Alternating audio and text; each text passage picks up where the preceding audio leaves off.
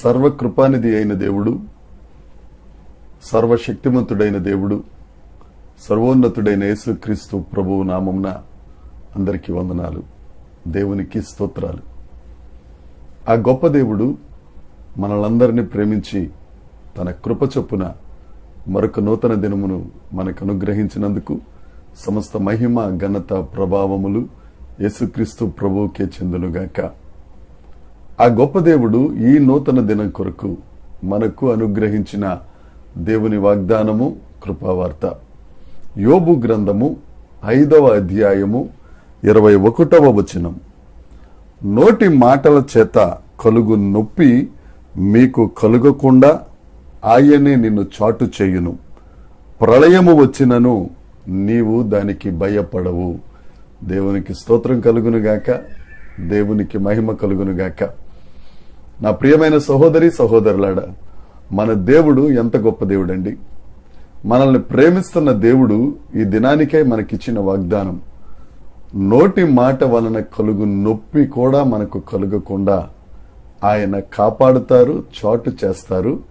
ప్రళయం వచ్చినా గాని మనము భయపడవలసిన అవసరం లేదు. సముద్ర తరంగములు ముంచి వచ్చినా గాని, పర్వతాలు తొలగిపోయినా గాని మనం భయపడవలసిన అవసరం లేదు. కీర్తనల గ్రంథం 27వ కీర్తనలో 1వ వచనంలో రాయబడిన మాట, యెహోవా నాకు వెలుగు, రక్షణై ఉన్నారు. నేను ఎవరికి భయపడుదును? ఆయన నాకు ప్రాణదుర్గము, నేను ఎవరికి వెరుతును? ఎవరికి భయపడవలసిన అవసరం లేదు. నువ్వు దేవుని ఎదుట భయపడటం మొదలు పెడితే, నీవు దేవునికి భయపడకుండా ఉంటే నువ్వు అందరికీ భయపడాలి.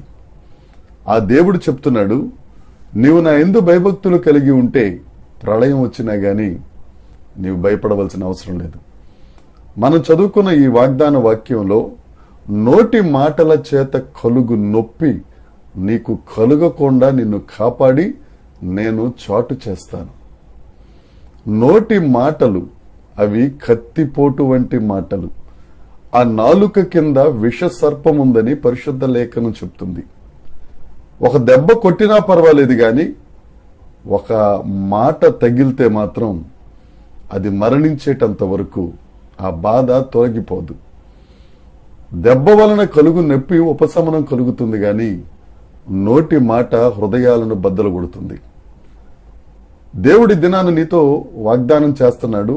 ఒకవేళ నువ్వు ఏ నోటి మాటల చేత నువ్వు ఇబ్బంది పడుతున్నావో, ఏ నోటి మాటల చేత నువ్వు గాయపడ్డావో, ఏ నోరు నిన్ను దూషిస్తుందో, నీవు మంచిగా ఉన్నా సరే నిన్ను నిందిస్తుందో, నిన్ను అవమానాల పాలు చేస్తుందో, ఆ నోటి మాటలు నీకు కలుగకుండా, నీకు నొప్పి కలుగకుండా నిన్ను కాపాడి ఆయన చాటు చేసే గొప్ప దేవుడు నీకు తోడుగా ఉన్నాడు. దేవునికి స్తోత్రం కలుగునుగాక.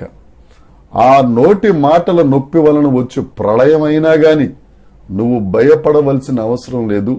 నువ్వు యేసుక్రీస్తుకు భయపడితే ఆయన నీకు ప్రాణదుర్గంగా ఉంటారు.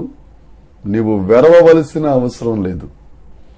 ప్రతి నోరు నిన్ను దూషిస్తున్నా, నిన్ను అవమానిస్తున్నా, నువ్వు యేసుక్రీస్తు ప్రభువు చెంత ఆ సర్వశక్తిని నీడను నువ్వు విశ్రమించినట్లయితే తన రెక్కల చోట నిన్ను ఆయన కప్పుతాడు. శ్రమలో నుండి నిన్ను తప్పించే గొప్ప దేవుడండి యేసుక్రీస్తు ప్రభు. ఈ వాగ్దానాన్ని స్వతంత్రించుకో. దేవుడు నీతోనే సూటిగా మాట్లాడుతున్నాడు. నోటి మాటల చేత నీకు నొప్పి కలుగుతుందా? నా ప్రియమైన సహోదరి సహోదరుడా, యేసయ్య వైపు చూడు. ఆయన చాటున ఉండడానికి నువ్వు ఇష్టపడినట్లయితే ఎలాంటి ప్రళయాలు నీ మీదకు వచ్చేసినా సృష్టిని శాసించగలిగిన సృష్టికర్త ఆ ప్రతి తుఫానును అణచివేసి ఆ ప్రతి కెరటాల ధ్వనిని తొలగించి రక్షణ సునాదము నీకు వినిపించగలిగిన యేసుక్రీస్తు ప్రభు నీతో చెప్తున్నారు. ఎన్ని ఇబ్బందులు పడుతున్నావో, ఎన్ని రకరకాల కష్టాల్లో వెళ్తున్నావో ఆ నోటి మాటల చేత యేసయ్యను నమ్ముకో. యేసయ్య చెంతకురా. ఈ కృపావార్త నిన్ను ధైర్యపరిచి, ఈ వాగ్దానం నిన్ను సంతోషంతో నింపి, నిన్ను ఆశీర్వదించి అనేకులకు ఆశీర్వాదకరంగా చేయునుగాక.